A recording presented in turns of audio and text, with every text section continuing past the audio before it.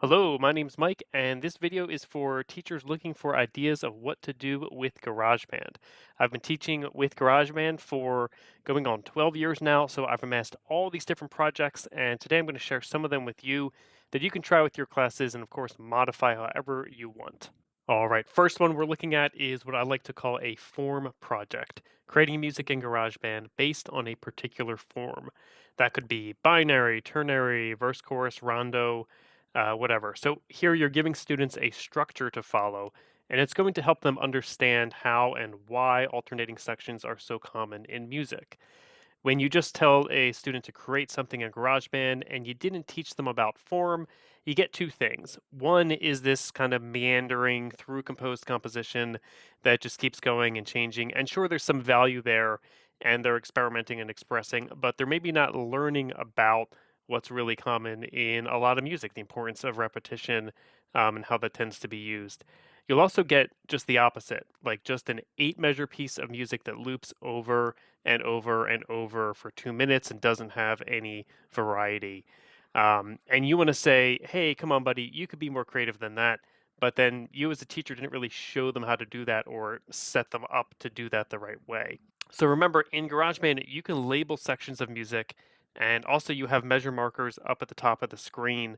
So you can ask your students to make each section X amount of measures or ask them to label the different sections. And they learn and kind of experience what a rondo is that way by creating it and filling out that template.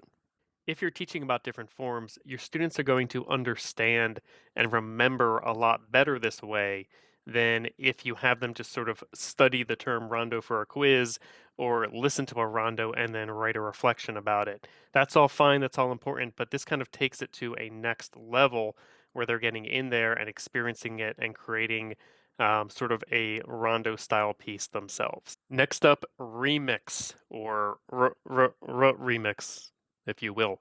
Remix projects are a great idea for students who are just jumping into GarageBand for the first time. They can experiment and have fun, but not have the challenge of creating a full song from scratch just yet. If their very first assignment with GarageBand is to jump in, experiment, and create something from scratch, and they end up not really liking what they created, partially because you as the teacher didn't set them up with the skills and concepts that they need, they might start thinking, well, I'm not that creative. Music isn't for me. This isn't going to work out. So we can really use the remix idea to start them with something small, give them a small attainable goal where they're still having fun, they're creating something and learning some skills and concepts along the way. So for a remix assignment, you're just giving students a pre-made song in GarageBand. So this is one where you're definitely setting them up with a template to start with, and having them make certain changes, having them mess things up, change things around. They learn about how to edit in GarageBand, and they get to see how the changes they make affect the overall sound and feel of the piece. You can create your own original piece in GarageBand for them to edit, or you can find a MIDI file online and just drag it in. I usually start looking on MuseScore on that website. That's my recommendation, but there's tons of great sources for MIDI files. Just Google the piece you're looking for and MIDI, MIDI. That's the file type that you want. The reason that you want a MIDI file, which is a green track in GarageBand, is that you can edit them a lot, especially by changing the instrument sound. If you have a blue file in GarageBand, which would be like an MP3 or a WAV file that you drag in, or some other audio file, you can make some edits to that, but you can't say turn that saxophone part into a piano part or something. I really like having the kids change the instrument sounds as part of this. So I'm always starting them off with green tracks or MIDI files. Another choice would be to purposefully use both blue and green tracks in GarageBand so that your students can experience the different ways that you are able to edit those two types of files, two types of tracks in GarageBand. But again, personally, I kind of like to start all green, all MIDI for a student's first remix. When I start my middle school students on the GarageBand remix assignment, they're also learning about elements of music at the same time. So I ask them to specifically change timbre, tempo, and dynamics in the piece. And then you can have them write up or present the changes that they made and how that affects the music. There's also a notepad right there in GarageBand so they can jot down whatever big changes they make right there while they're going. And if you're having them submit the project file to you, um, then you can kind of see what they wrote there. I also like connecting these remix assignments to a specific composer.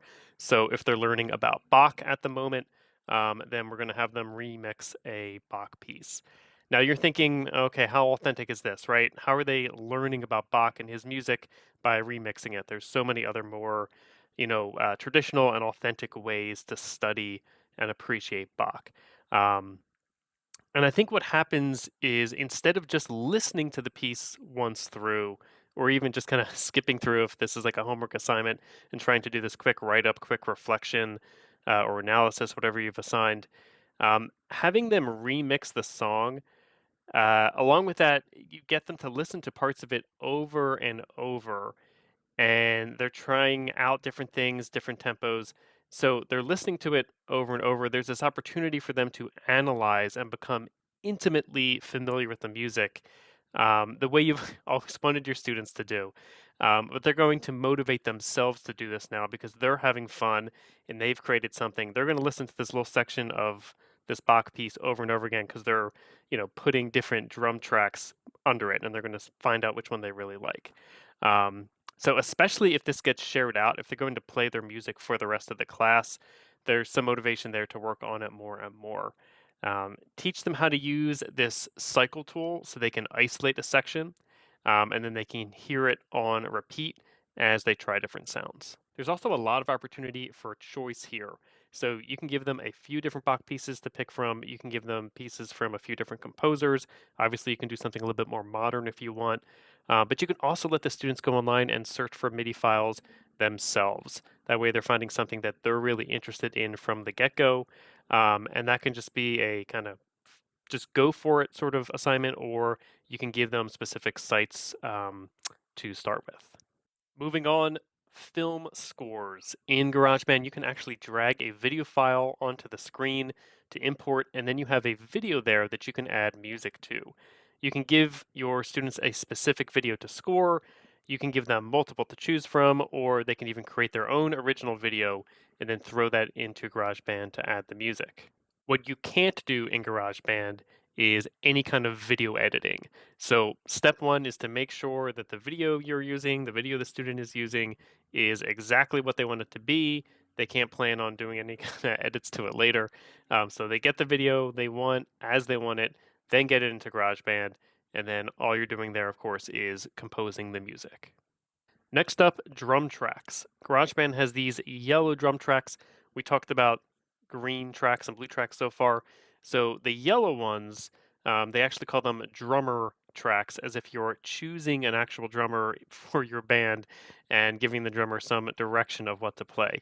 It's a really cool feature. It's pretty simple to use, but they kind of work differently than the other tracks like the green MIDI files or those blue wave files. So after my middle school kids learn some basic GarageBand editing with a remix project, the next lesson we're going to do is on using the drummer tracks. I have two projects that feature these tracks, but after that, the kids know how to use this feature, and then they can, add drums to anything else that they want to create this way. You also have green and blue drum tracks in GarageBand as well. The yellow is just, specifically drums and drums that can be used and edited in a different way. So for the first project that I do using the drum tracks, I do set the students up with a template just like in the remix, and they have to add a yellow drum track along to that piece. So they're choosing a style and a drummer, and then they use these features to change what the drummer plays. Now, you don't want them to just stretch out one long yellow track for the whole song, or you're looking at a project that takes them 10 seconds to do, and they really won't feel much ownership over it. So I like to use the arrangement track to divide the piece into sections using my ear. Where do I think the obvious sections of this song begin? Where do I think the drummer might play something different?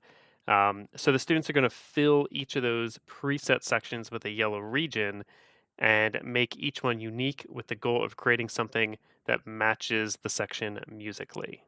For me, this project is about sections, understanding how a song can be broken down into sections that have different energy, different characteristics. It's something that a young student would have a lot of difficulty describing in words, but that they can definitely create something to match that energy in different sections using GarageBand.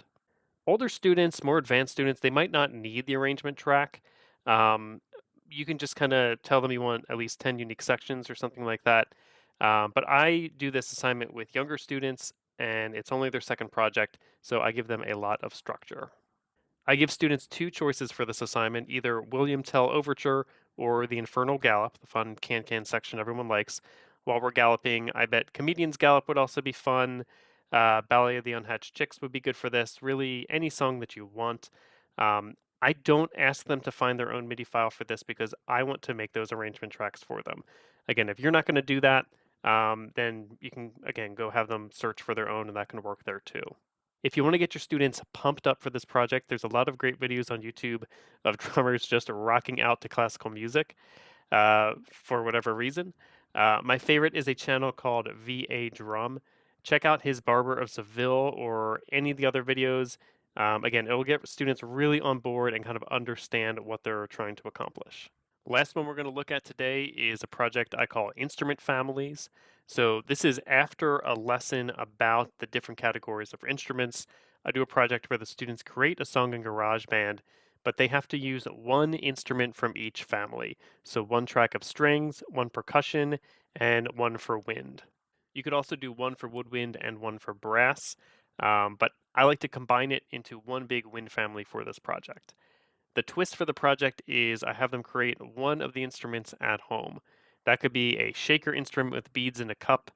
That could be blowing across a water bottle. Yes, I'm from Philly. We say water correctly. It's the rest of the English speaking world that's getting it wrong.